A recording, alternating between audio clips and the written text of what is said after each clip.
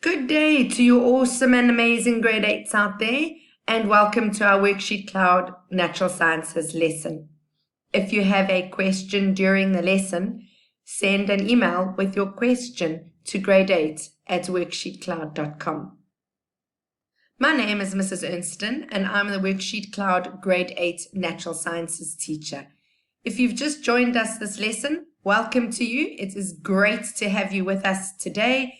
And to all our students that have been watching all the lessons, welcome back. I'm glad you are here. I'd love you to be prepared for the lesson, so please ensure you have some paper and pens ready, any of your books, files, or notes.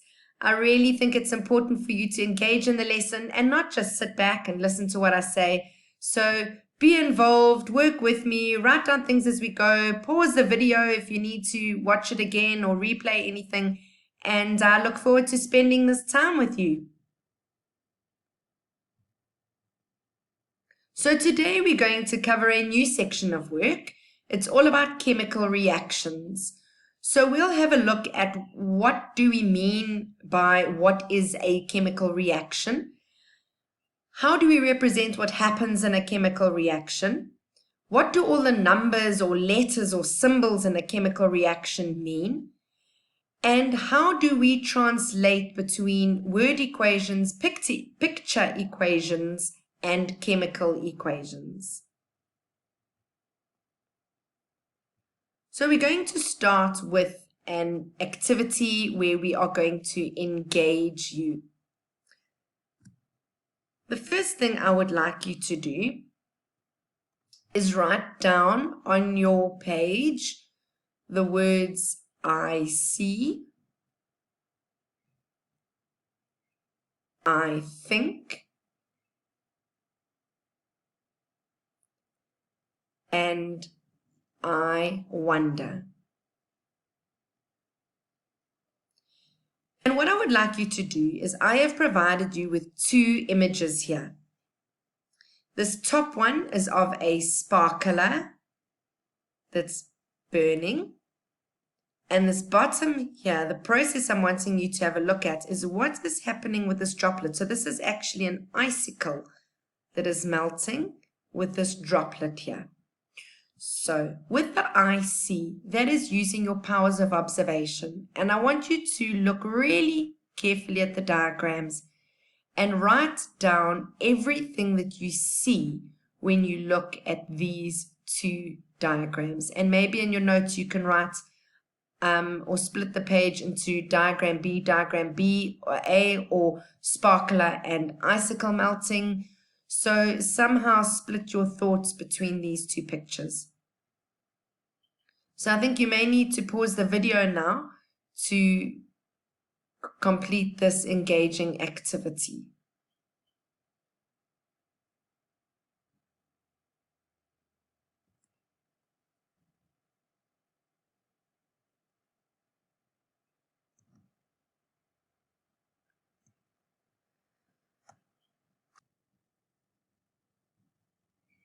So we're going to continue to look at the diagrams that we used for I see, I think, I wonder.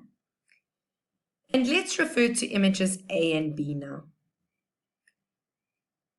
So firstly, if I have a look at A, I can see a bright light. I can see an orangey whitey color. I can see sparks.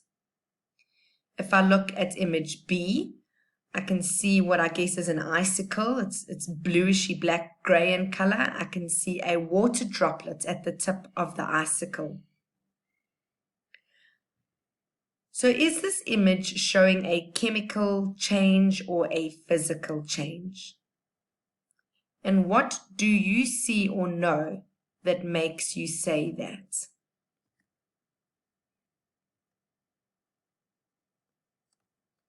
So if you could pause the video and spend some time trying to answer questions 1, 2, and 3.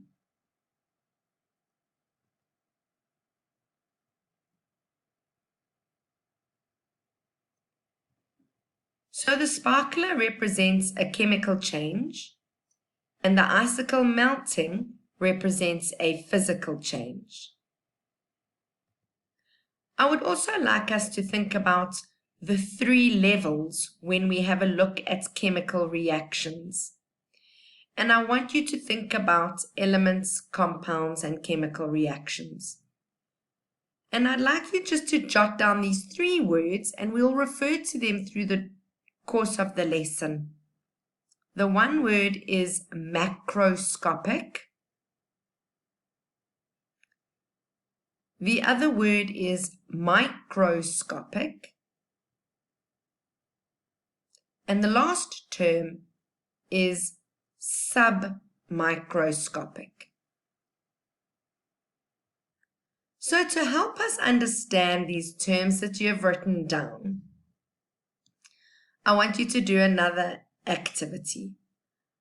I would like you to draw. So basically that means use illustrations or any types of diagrams or sketches or pictures that's come to mind, or anything that you can think of when I say the word water.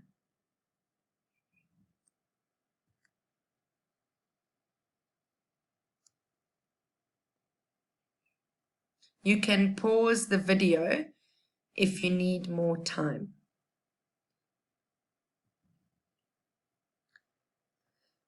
So I have to guess what I think your drawings look like, and I'm sure they are absolutely beautiful and wonderfully creative. So this is what I think that some of you might have thought of. Some of you might have thought of a glass of water or a bottle of water. Some of you might have thought of water coming out of a tap. Some of you maybe thought of a river of water, or a sea, or a stream.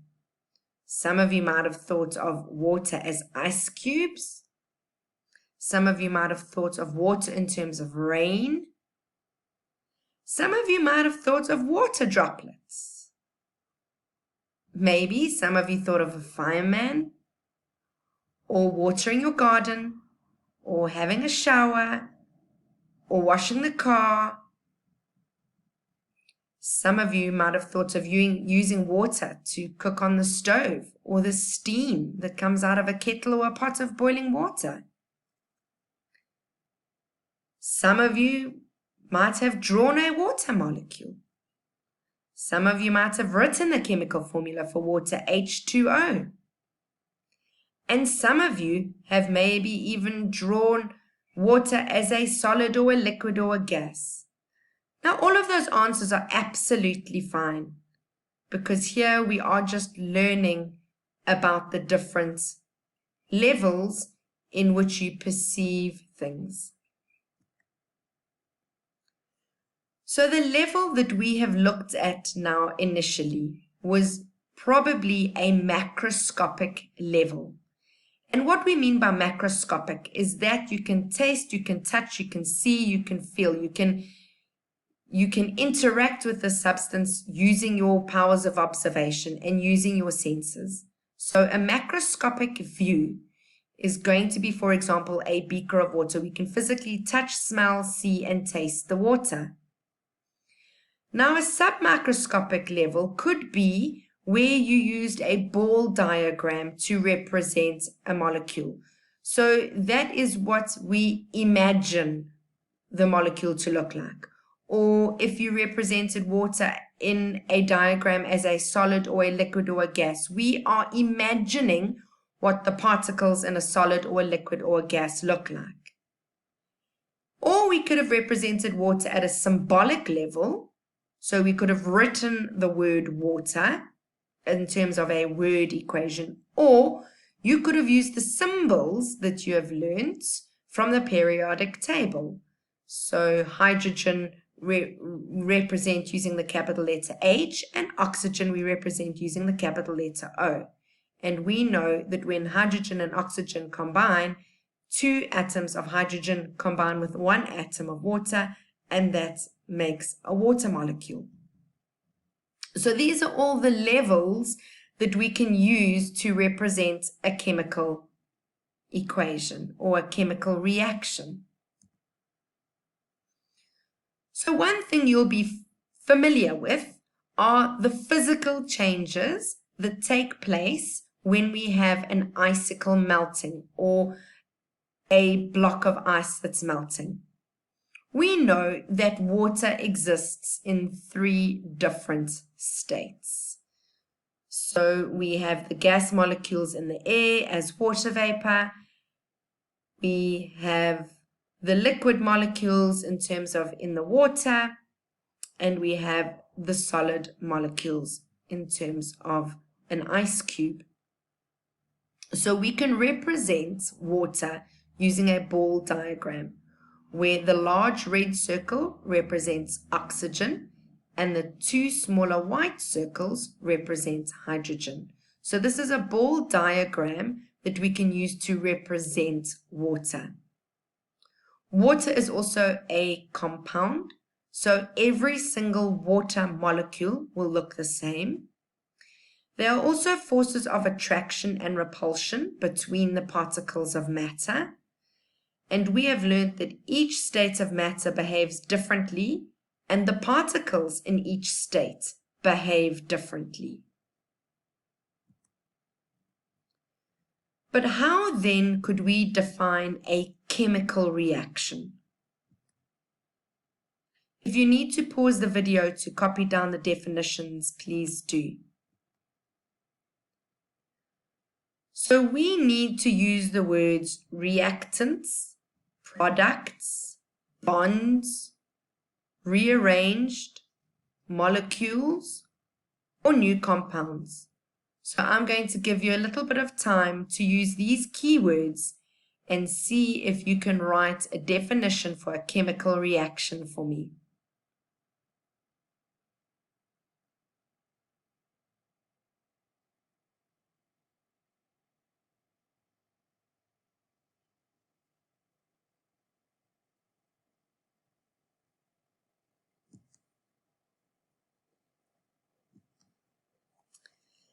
A chemical reaction is a rearrangement of atoms in which one or more compounds are changed into new compounds. Or a chemical reaction is arrangement of atoms in which one or more elements can be changed into new compounds. So all chemical reactions can be represented by equations and models. The one important aspect we need to also have a look at is the law of conservation of mass. The law of conservation of mass states that in a closed or an isolated system, matter cannot be created or destroyed. It can change from one form to other forms, but the mass of the atoms will always be conserved. So any time that atoms separate from each other, or any time that atoms recombine into different combinations of atoms, so anytime atoms of compounds recombine to make new compounds, or anytime atoms from elements combine to make new compounds, we say that a chemical reaction has occurred. So when we have a look at these chemical reactions, no atoms are lost, no atoms are gained. They are simply just rearranged. The concept that I've just covered here is really, really important. So please make sure that you get this information down. So just a reminder, in mathematical equations, you use an equal sign. So for example, 2 plus 2 equals 4. However, in scientific chemical equations, please don't use the equal sign. We use an arrow. So for example, C plus O2, arrow, which represents chemical reaction has taken place, forms CO2. So carbon plus oxygen undergoes a chemical reaction whereby we make the compound CO2. So we can look at word equations. So in chemical reactions, when hydrogen gas reacts with oxygen gas to form water, so there's our sentence or our problem. How do we turn that into a word equation for the reaction? So for example, you're going to say hydrogen plus oxygen, arrow undergoes a chemical reaction, produces water. So here we have our arrow. To the left of the arrow, we have our before situation. What did we have before the reaction took place? And we call that the reactants. So hydrogen and oxygen are the reactants.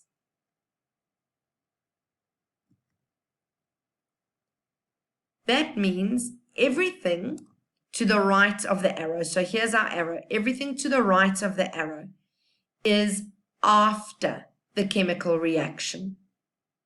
So this represents substances after the reaction has happened. And we call those items the products. So what would you call the products in this reaction? Yes, water.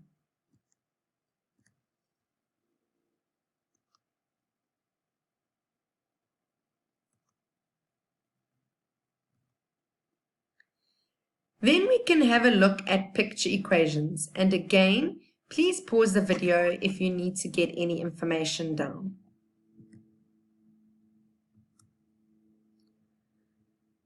So the chemical reaction of hydrogen reacting with oxygen can also be represented using pictures.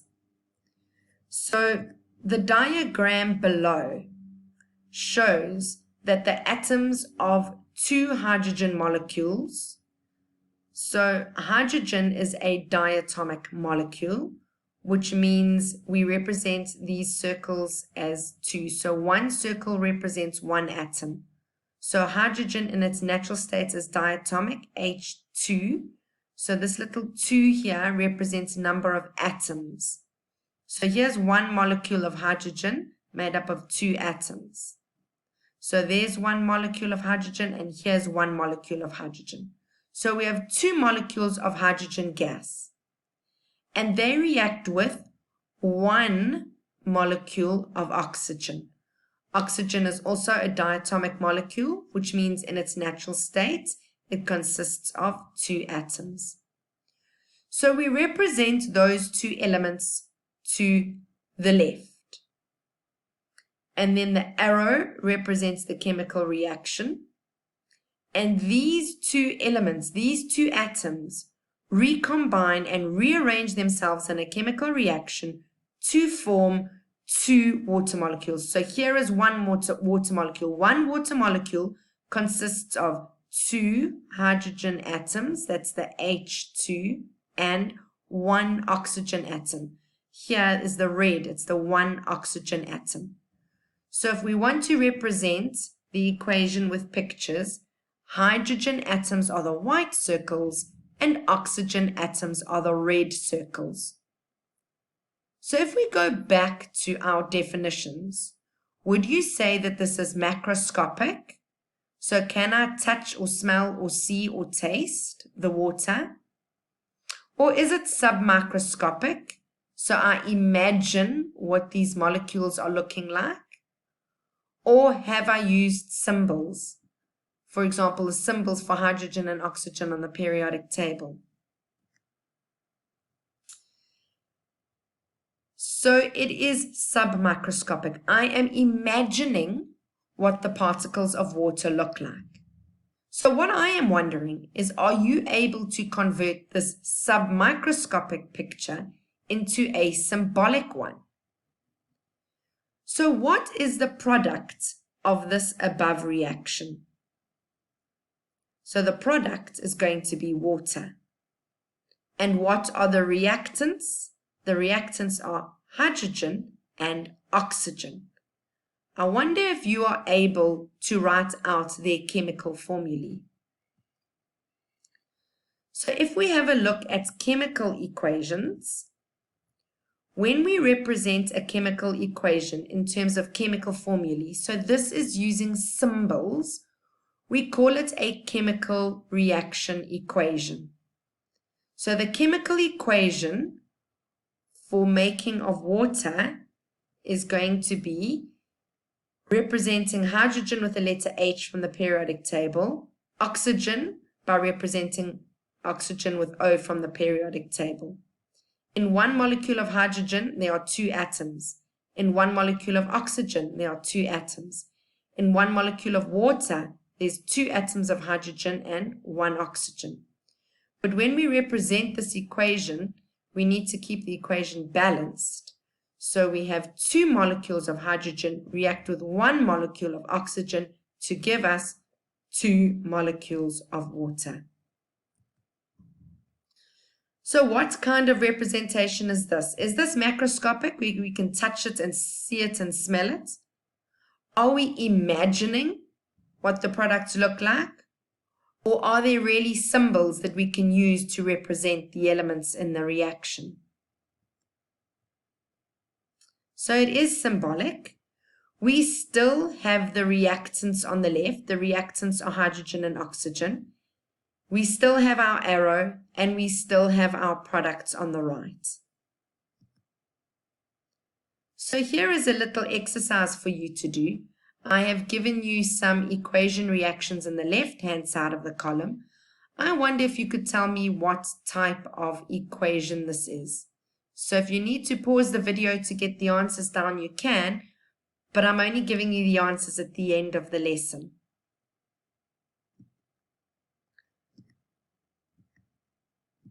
So if we have a look at the chemical formulae, remember that this arrow represents the reaction. Everything to the left of the arrow we call reactants. Everything to the right of the arrow we call products. So hydrogen and oxygen are reactants. Water is the product. So what do these numbers mean? So the numbers in front represent the coefficient, and that represents the number of molecules. So here we have 2 molecules of hydrogen. The coefficient is exactly the same in maths. We have an invisible 1 molecule of oxygen, and 2 molecules of water. The subscript are the numbers at the bottom. So hydrogen has got 2 atoms, oxygen has got 2 atoms, hydrogen has got 2 atoms, and oxygen, it doesn't have no atoms, it's an invisible 1, it has 1 atom. So the subscript represents the number of atoms. So remember, the numbers in front of the chemical formula in the equation are called coefficients, and they represent the molecules. The small numbers inside and below the chemical formulae are called the subscripts, and they represent the atoms. So can you write the chemical reaction using pictures, words, and symbols for the reaction taking place in this diagram?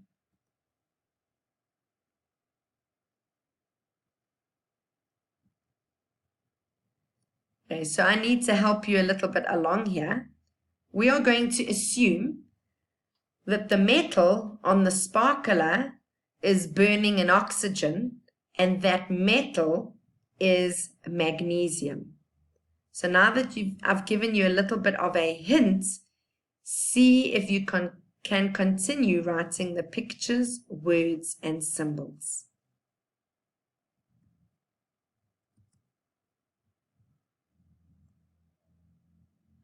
So here we can use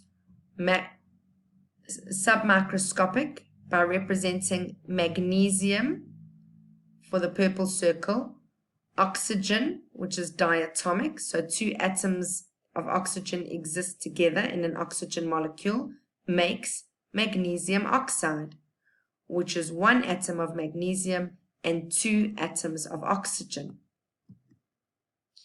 So if we have to write it, magnesium plus oxygen gives us magnesium oxide. And if we use symbols, Mg plus O2 gives us MgO. And here are our answers. This equation is a picture equation. Carbon dioxide plus water gives us glucose and oxygen. That is a word equation. Here we have a picture equation again. Here we have the use of symbols and numbers. That's a chemical equation. Here we have a picture equation again. And at the bottom, we have a chemical equation. You are not expected to remember or know any of these equations. I was just testing. Do you know the difference between a word equation, a picture equation, and a chemical or symbolic equation? So to summarize this lesson, I would like you to write down the following chemical reaction, and then I want you to use words and pictures to annotate this as much as possible so that you have a summary of this lesson that you can study from. If you have any queries or any questions, please remember that you can email your question to grade8@worksheetcloud.com. So this is everything that we did this lesson. I hope that you understood everything that we covered.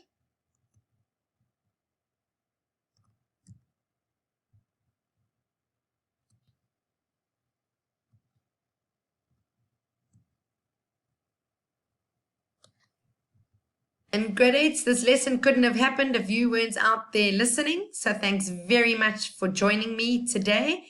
And I would like to thank WorksheetCloud for bringing this lesson to you. And a reminder, if you have any questions, please send an email to grade8@worksheetcloud.com. Bye, grade 8s.